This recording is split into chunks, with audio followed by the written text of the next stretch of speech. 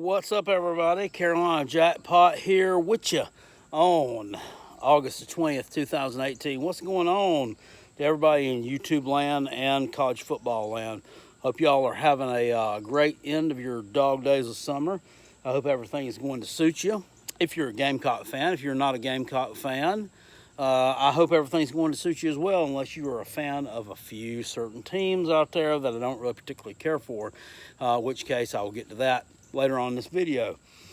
It was exactly 1 year ago today. We had the solar eclipse, right? Well, it wasn't exactly 1 year ago today. It was actually the 21st. Today is the 20th, so that would really be tomorrow, but that was on a Monday, so for the purposes of this video, it was today. Man, I'm telling you what right now, I am getting sick and freaking tired of riding around listening to podcasts, looking at my CBS page on my Facebook and this, that, and the other, and all this other stuff that I go into, talking about my Gamecocks. 2018, can they upset Georgia? Can they do it in week 2? What's going to happen in week 2? Is Kirby Smart going to take his first SEC East loss since 2000? Stop it, stop it, stop it, people. Stop. Just stop what you're doing, because y'all about to ruin what we are fixing to do. Yeah, I don't like that. I don't really like it when there's a lot of hype surrounding a certain game or, a certain team and all this stuff. Because you know what happens when there's a lot of hype around that kind of stuff in sports? Generally, in the past, my experience with it has been, it don't happen. They flatline. Whatever they're talking about don't happen, and it does not come to fruit. And the team that's expected to win wins, or the season you're expecting to have happen happens.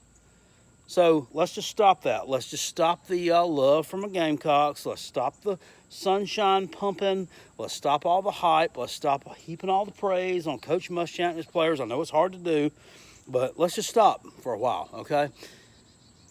Seriously, though, my point in that is, in 2014, we lost our first game against Texas A&M, 56-28. Guess what? I also predicted that loss. Yeah, I predicted it. We had won 17 home games in a row, I believe it was, coming into that game. 17 in a row, and I predicted that loss. I said, our defense this year is not what it's cracked up to be. We're inexperienced on offense. Texas A&M, they're used to the heat. It's going to be 97, 98 degrees at kickoff. They are going to beat us. And guess what happened? Not only did they beat us, they wore us out. It was terrible. It was a woodshedding. It was a beat down. Whatever adjective you can think of, it was. It was terrible. But the next week, we played East Carolina, and we barely squeaked by. We beat them by 10 points. They were inferior to us. They were inferior to the Boomcocks. Well, they weren't the Boomcocks then, they were Spurrier Cocks. But in my heart, I knew that'd always be the Boomcocks. We lost in week 1. But in week 2, we rebounded against ECU. Week 3, we played Georgia. They were number 6. We were ranked. Somehow, miraculously, they still have us at number 24. What happened? We were supposed to absolutely get manhandled, beat down, smacked around like a jobber in a NWA Jim Crockett Promotions TV match back in the 1980s. It's supposed to be like George South taking on the Barbarian. What happened? We won. George South came to play, and he won 38-35 against Georgia. But nobody talked about it. They didn't hype that game up like they're trying to hype this one up. And when you get hyped up like that, when you have that in your head, when you have that in your psyche, sometimes it turns into a really huge disappointment. And that's just what I don't want to happen to my Gamecocks. So everybody, please stop it with your podcast, with your YouTubing, with your prediction videos, this, that, and other. We're going to lose that game.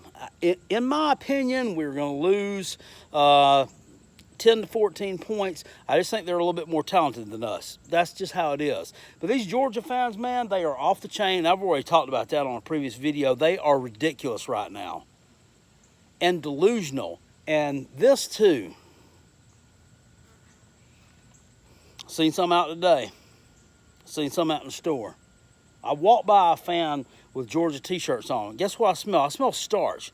I smell starch, and I turn around and look on the sleeve. His t-shirt, he still got a sticker on that mess. He still got a sticker on it. He still got a sticker on it. You know why? Because he just now bought it this past weekend. You know why he done that? Because bandwagon. It's true. Y'all know it, I know it, and it's true. I see people riding around up and down these roads, up and down these country roads here in upstate South Carolina with Georgia tags on the front of the car. You know what? They ain't got nary a scratch on them. They got nary a scratch on them, nothing, no blemishes. Man, we got flies and mosquitoes all over the place up here. You'd have nastiness. My Gamecock tag has got fly juice, mosquito guts, scratches, where a rock done hit it, where somebody done shot that thing one time, where a Clemson fan got mad at me back in 2010, done kicked it and it's bent. Man, y'all ain't real fans looking like that. You bandwagon. You just bought that from the flea market last weekend, didn't you? Didn't you? I know you did. They are the most bandwagon fan base right now and the most delusional, talking about, well, you know, Zamir White went down and in summer practice, but it's all right because, you know, we're going to have 2 or 3 more 5-stars coming in this year. Well, if he doesn't recover from it, we'll still be okay. Bull. Dudes, y'all are exactly less than 2 years removed from being a 7-5 regular season team. 7-5. Y'all caught lightning in a bottle. Lightning reached down and caught your bottle like this. Nick Chubb, Sonny Michel, dudes should have won some championships even before that. Guess what happened? 2017, reached down, that lightning struck that bottle. You faced a favorable schedule. You faced an SEC East that was down. Yes, you played my Gamecocks, but guess what also happened? We played you the best that anybody did in the SEC East, bar none. You can't take that away from us, and you can't even argue that point because facts show differently. This is a new day. I never thought that there was another fan base in the United States of America, the South, or the world for that matter, that I could just not stomach any more than the freaking Clemson Taters. I done met them. I met my match. I met my match with the Taters, and I can't stand them. I can't stand them hillbilly, redneck, trailer-living, mouth-pumping rednecks. I can't stand them. But y'all are worse. You're worse right now. You're worse. I want to beat you so bad I can't stand it.